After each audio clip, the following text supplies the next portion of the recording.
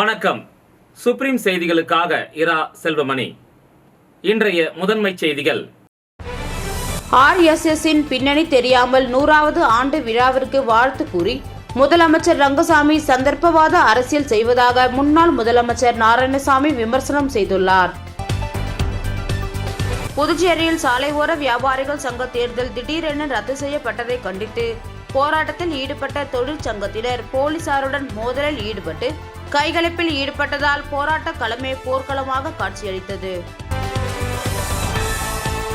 புதுச்சேரி லாஸ்பேட்டை தொகுதியில் பெத்துச்செட்டிப்பேட் அரசு ஆரம்ப பள்ளியில் புதிய கழிப்பறை கட்டிடத்தின் திறப்பு விழா நடைபெற்றது. RSSஇன் பின்னணி தெரியாமல் 100வது ஆண்டு விழாவிற்கு வாழ்த்து கூறி முதலமைச்சர் ரங்கசாமி சந்தர்ப்பவாத அரசியல் செய்வதாக முன்னாள் முதலமைச்சர் நாராயணசாமி விமர்சனம் செய்துள்ளார். இதுகுறித்து அவரது இல்லத்தில் செய்தியாளர்களை சந்தித்த அவர், புதுச்சேரியில் குப்பை அள்ளும் நிறுவனம் சரியான முறையில் குப்பைகளை அகற்றவில்லை என்றால் ஒப்பந்தம் ரத்து செய்யப்படும் என்று முதலமைச்சர் சொல்கிறார். அதை செய்வதற்கு அவருக்கு திராணி உள்ளதா?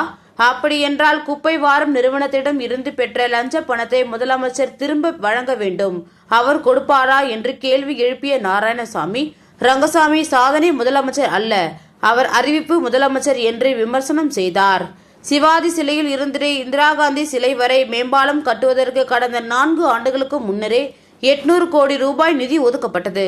ஆனால் தற்போது ராஜீவ்காந்தி சிலை முதல் இந்திரா காந்தி வரை பாலம் கட்டுவதற்கு அடிக்கல் நாட்ட மத்திய அமைச்சர் நிதின் கட்காரி வருகிறார். அப்படியென்றால் ஏற்கனவே ஒதுக்கப்பட்ட நிதி என்ன ஆனது என்று கேள்வி எழுப்பியுள்ளார். RSSஇன் 100வது ஆண்டு விழாவிற்கு முதலமைச்சர் ரங்கசாமியும் உள்துறை அமைச்சர் நமச்சிவாயமும் வாழ்த்து தெரிவித்திருக்கிறார்கள். RSSஇன் 100வது ஆண்டு விழாவிற்கு முதலமைச்சர் ரங்கசாமியும் உள்துறை அமைச்சர் நமச்சிவாயமும் வாழ்த்து தெரிவித்து உள்ளார்கள். RSSஇன் இயக்கத்தை பற்றி இவர்களுக்கு என்ன தெரியும் என்று கேள்வி எழுப்பிய நாராயணசாமி, சுதந்திர போராட்ட காலத்தில் மகாத்மா காந்தி, நேரு தலைமையில் போராட்டங்கள் நடந்தபோது வெள்ளையர்களுக்கு ஆதரவாக இருந்தவர்கள்தான் இந்த RSS இயக்கம். இந்துக்கள் நாடுதான் இந்தியா என்று சொல்வதை ரங்கசாமி ஏற்றுக்கொள்கிறாரா? நாட்டின் அமைதியை சீர்குலைக்கின்ற இயக்கம்தான் RSS. இந்திய அரசியல் அமைப்பு சட்டத்தின் மீது அவர்களுக்கு நம்பிக்கை கிடையாது. எதற்காக வாழ்த்து சொல்கிறோம் என்று தெரியாமல் RSSஇன் பின்னணி தெரியாமல் வாழ்த்து சொல்கிறார் என்று கடுமையாக சாடிய அவர், ரங்கசாமியின் சந்தர்ப்பவாத அரசியல் செய்கிறார் என்பது தெளிவாக தெரிகிறது என்றார்.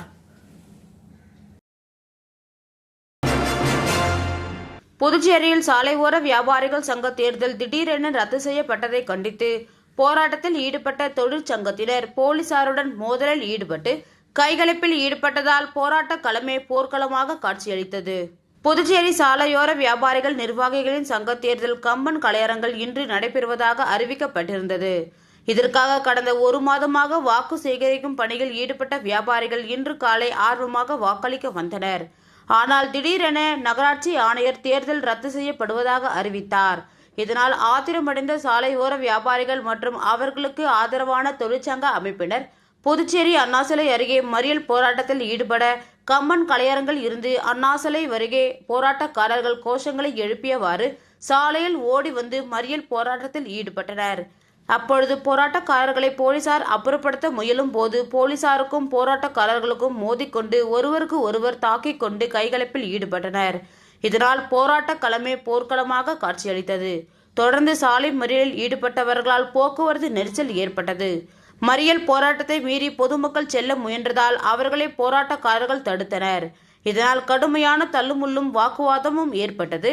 இதனையடுத்து போராட்டக்காரர்களை போலீசார் குண்டுகட்டாக தூக்கி கைது செய்தனர். இது குறித்து போராட்டக்காரர்கள் கூறும் பொழுது, முதலமைச்சர் தூண்டுதலின் பேரில் இந்த தேர்தல் ரத்து செய்யப்பட்டுள்ளது. இதனை வன்மையாக கண்டிப்பதாகவும் உடனடியாக ரத்து செய்யப்பட்ட தேர்தலை நடத்த வேண்டும் என்று வலியுறுத்தினார்கள்.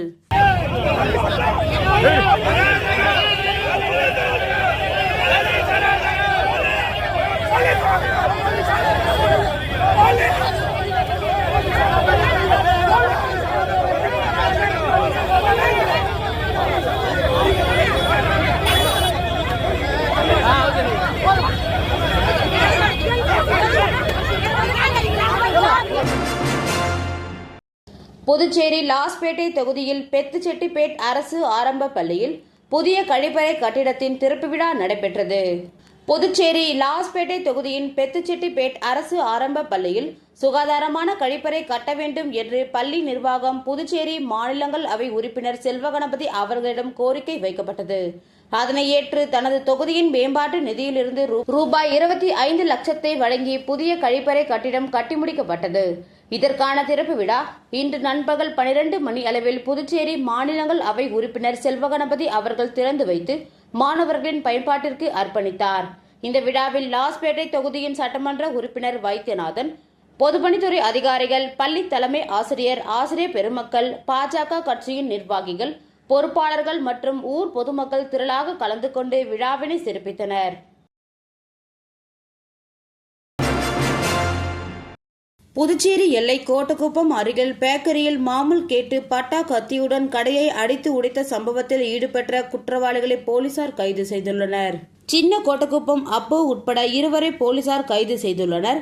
தப்பி ஓடிய ஒருவரை காவல்துறையினர் தேடி வருகின்றனர். கோட்டக்குப்பம் பகுதியில் மறைந்திருந்த ரவுடிகளை காவல்துறையினர் பிடிக்கச் சென்ற போது இருசக்கர வாகனத்தில் தடுமாறி விழுந்ததில் கை கால்களில் முறிவு ஏற்பட்டுள்ளது. 2 குற்றவாளிகளின் கைகளிலும் மாவுக்கட்டு போடப்பட்ட சம்பவம் நடைபெற்ற இடத்தில் நேரில் அழைத்து விசாரணையில் காவல்துறையினர் மேற்கொண்டு வருகின்றனர். தமிழ்நாடு அரசு அகவிலைப்படி உயர்வு தீபாவளி பண்டிகைக்கு முன் வழங்க வேண்டும் என்று ஓய்வு பெற்ற அலுவலர் சங்கம் கோரிக்கை விடுத்துள்ளது. மத்திய அரசு பணிகளுக்கு 1/7/2025 முதல் 3% அகவிலை பட்டியலை ரொக்கமாக வழங்கியுள்ளது. அதேபோல மாநில அரசு பணியாளர்களுக்கும் 3% அகவிலை படியினை ஜூலை 2025 முதல் ரொக்கமாக வழங்க வேண்டும் என்று ஓய்வு பெற்ற அலுவலர் சங்கத்தின் கடலூர் மாவட்ட பிரச்சார செயலாளர் கவிஞர் சிங்காரம் தமிழக அரசிற்கு கோரிக்கை விடுத்துள்ளார். கடந்த ஜூலை 2025 முதல் மத்திய அரசு பணியாளர்களுக்கு 3% அகவிலைப்படியை ரொக்கமாக வழங்கியுள்ளதால் தீபாவளி பண்டிகைக்கு முன் வழங்க வேண்டும் என்று கேட்டுக்கொள்கிறோம். மேலும் 1/4/2003 பிறகு பணியமர்த்தப்பட்டுள்ள அரசு பணியாளர்கள், ஆசிரியர்களுக்கு பழைய ஓய்வூதிய திட்டத்தையே நடைமுறைப்படுத்த வேண்டும். இடைக்கால அறிக்கையை ஏற்றுக்கொள்ள இயலாது. தூய்மை பணியாளர்களை பணி நிரந்தரம் செய்து அவர்களுக்கு காலமுறை ஊதியம் வழங்க வேண்டும். தூய்மை பணியாளர்களுக்கு தனி ஊதியமாக மாதம் ரூபாய் 5000 கூடுதலாக வழங்க வேண்டும். தூய்மை பணியாளர்களுக்கு அவர்கள் இருக்கும் இடத்திலேயே பணிபுரியும் இடத்திற்கு சென்று வர தனி பேருந்து வசதி செய்து தர வேண்டும். அவர்களை முன்னணியா பணியாளர்களாக கருத வேண்டும். ஆசிரியர்கள், அரசு பணியாளர்கள் மற்றும் ஓய்வூதியதாரர்களுக்கு தற்போது வழங்கப்பட்டு வரும் மருத்துவ படியினை மாதம் 1000 ரூபாய் வழங்க வேண்டும். மாதந்தோறும் பிடித்தம் செய்யப்படும் பண்டிகைக்கு முன் பணத்தை ஓய்வு பெற்றவர்களுக்கு ரூபாய் 10,000 வழங்க வேண்டும். 70 வயது பூர்த்தி அடைந்த ஓய்வு பெற்ற அனைவருக்கும் 10% ஊதியம் உயர்வு அளிக்க வேண்டும் என்று இந்த அறிக்கையில் கடலூர் மாவட்ட ஓய்வு பெற்ற அலுவலர் சங்கத்தின் மாவட்ட பிரச்சார செயலாளர் கவிஞர் சிங்காரம் தமிழக அரசிற்கு வேண்டுகோள் விடுத்துள்ளார்.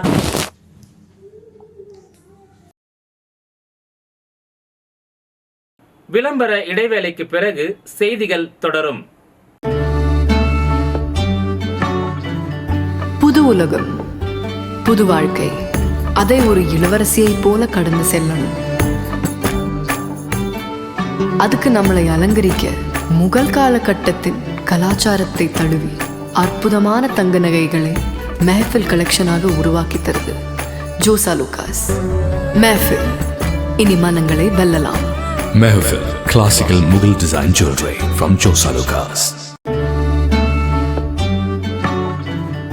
புது உலகம், புது வாழ்க்கை, அதை ஒரு இளவரசியை போல கடந்து செல்லணும். அதுக்கு நம்மளை அலங்கரிக்க முகல் காலகட்டத்தின் கலாச்சாரத்தை தழுவி அற்புதமான தங்க நகைகளை மெஹஃபில் கலெக்ஷனாக உருவாக்கி தருது ஜோசா லூகாஸ். மெஹஃபில், இனி மனங்களை வெல்லலாம். Mehfil, classical Mughal design jewelry from Josa Lucas.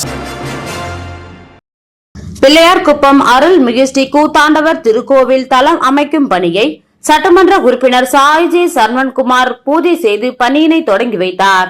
Puducherry மாநிலத்தில் மிகவும் பிரசித்தி பெற்ற பரிகார ஸ்தலமாக விளங்கும் பிள்ளையார்குப்பம் அருள்மிகு ஸ்ரீ கூத்தாண்டவர் திருக்கோவில் திருப்பணிக்காக பூமி பூஜை விழா கடந்த ஜூன் மாதம் 8ஆம் தேதி சட்டமன்ற உறுப்பினர் சாய்ஜி சரவண்குமார் தலைமையில் நடைபெற்றது. சங்கராபரணி ஆற்றின் கரையில் அமைந்துள்ள இந்த திருக்கோவில் பல 100 ஆண்டுகள் பழமை வாய்ந்தது. இங்கு சுயம்புவாக கங்கை நதியினுடைய புண்ணிய நதியான சங்கராபரணி நதியில் கிடைக்கப்பெற்று பிள்ளையார்குப்பம் கிராமத்தில் கோவில் கொண்டு அருள் பாலித்து வரும் அருள்மிகு ஸ்ரீ கூத்தாண்டவர் சுவாமி முதல் முறையாக ஜூன் 5ஆம் தேதி காலை 10:30 மணிக்கு பாலஸ்தபானம் செய்யப்பட்டார். மகாபாரத காவியத்தில் அரவாணியின் தியாகத்தை மையமாக கொண்ட இந்த திருக்கோவில் பக்தி மற்றும் பாரம்பரியத்தின் அழிவில்லா அடையாளமாக விளங்குகிறது. இந்த திருக்கோவிலில் ஆண்டுதோறும் நடைபெறும் சித்திரை மாத தேர் திருவிழாவிற்கு இந்தியா முழுவதும் இருந்து ஆயிரக்கணக்கான பக்தர்கள் பங்கேற்கிறார்கள். ஸ்ரீ கூத்தாண்டவருக்கும் மோகினி அவதாரத்தில் உள்ள ஸ்ரீ கிருஷ்ணருக்கும் இடையே நடைபெறும் தெய்வீகமான திருமண விழாவின் பிரதான நிகழ்வாகும். இத்தகைய சிறப்பு வாய்ந்த இந்த திருக்கோவிலின் பூமி பூஜை விழா கடந்த ஜூன் மாதம் நடைபெற்றது. அதைத் தொடர்ந்து கடந்த ஆகஸ்ட் மாதம் இறுதியில் வாசக்கால் வைக்கும் நிகழ்ச்சியும் நடைபெற்றது. அதனையும் தொடர்ந்து இன்றைய முக்கிய நிகழ்வாக ஆலயத்திற்கு தளம் அமைக்கும் பணி நடைபெற்றது. இந்த நிகழ்ச்சியில் சட்டமன்ற உறுப்பினர் சாய் ஜே சரவணன்குமார் கலந்து கொண்டு தளம் பூஜை செய்து பணியினை தொடங்கி வைத்தார். இந்த நிகழ்ச்சியில் சாய் ஜே சரவணன்குமாரின் துணைவியார் அண்ணா பிரபாவதி, ஊசுடு தொகுதியின் பாஜக ஒருங்கிணைப்பாளர் சாய் ஜே தியாகராஜன் உட்பட பெருந்திரளான ஊர் பொதுமக்கள் கலந்து கொண்டு விழாவினை சிறப்பித்தனர்.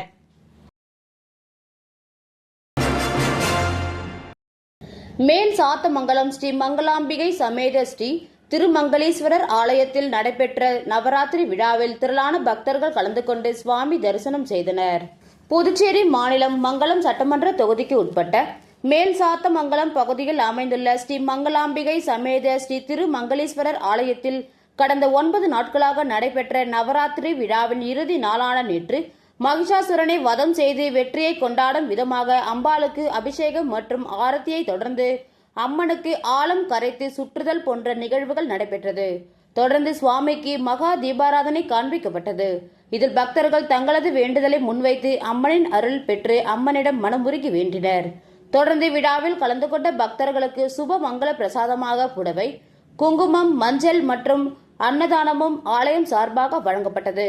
மேலும் 10ஆம் நாள் நவராத்திரி விழாவினை கார்த்திக் ராஜா அறக்கட்டளையின் நிறுவனர் ஹரிதேவன் மற்றும் SNN பாலிமர் நிறுவனர் பாரதிதாசன் ஆகியோர் உபயதாரராக ஏற்று சிறப்பான முறையில் நடத்தி கொடுத்தனர். நடைபெற்ற நிகழ்ச்சியில் பக்தர்கள் திரளாக கலந்து கொண்டு சுவாமி தரிசனம் செய்தனர். புதுச்சேரி தேங்காய்திட்டு பகுதியில் எழுந்தருளி உள்ள வடபத்ர காளியம்மன் ஆலயத்தில் நவராத்திரியையொட்டி நடைபெற்ற ஊஞ்சல் உற்சவத்தில் திரளான பக்தர்கள் கலந்து கொண்டு சுவாமி தரிசனம் செய்தனர். புதுச்சேரி மாநிலம் தேங்காய்திட்டு பகுதியில் எழுந்தருளி உள்ள வடபத்ர காளியம்மன் ஆலயத்தில் நவராத்திரி திருவிழா வெகு விமர்சையாக நடைபெற்றது. தினமும் கோவிலில் வைக்கப்பட்டிருந்த குலு பொம்மைகளுக்கு சிறப்பு பூஜைகள் செய்யப்பட்டது. இறுதி நாளான நேற்று வடபத்ர காளியம்மனுக்கு சிறப்பு அபிஷேகம் செய்யப்பட்டு சிறப்பு அலங்காரத்தில் எழுந்தருளி பக்தர்களுக்கு காட்சியளித்தார். தொடர்ந்து பின்னர் வடபத்ர காளியம்மன் ஊஞ்சல் உற்சவம் நடைபெற்றது. அதனைத் தொடர்ந்து தீபாராதனை நடைபெற்றது. இதில் திரளான பக்தர்கள் கலந்து கொண்டு அம்மனை தரிசனம் செய்தனர். மாணவ மாணவிகளுக்கு நோட்டு புத்தகங்கள் மற்றும் எழுது பொருட்கள் பிரசாதமாக வழங்கப்பட்டது. இந்த விழாவிற்கான ஏற்பாடுகளை ஊர் பொதுமக்கள் மற்றும் இளைஞர்கள் சிறப்பாக செய்திருந்தனர்.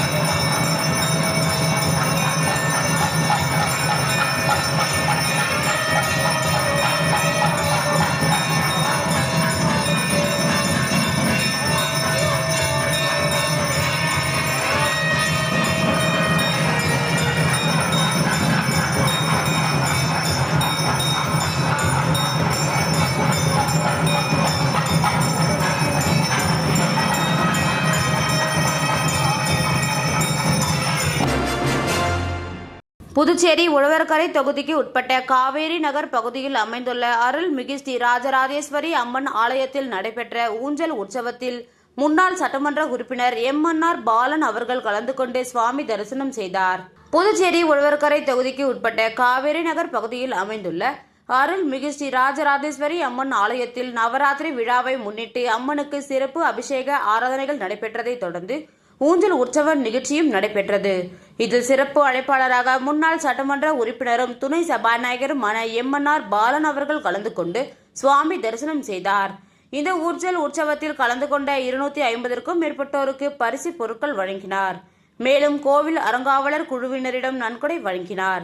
இந்த நிகழ்ச்சியில் காங்கிரஸ் கட்சியின் நிர்வாகிகள், ஊர் முக்கியஸ்தர்கள், பொதுமக்கள் திரளாக கலந்து கொண்டனர்.